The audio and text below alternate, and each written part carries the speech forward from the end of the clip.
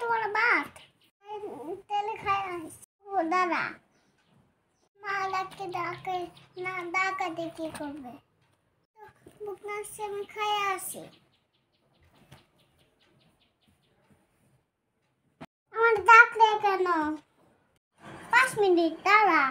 এই তো 5 মিনিট তো নাম দেখার নাই ভালো লাগে না তো পরে ভাত করছো কেন খাইছি 5 মিনিট হয়ে যাবে ডালটা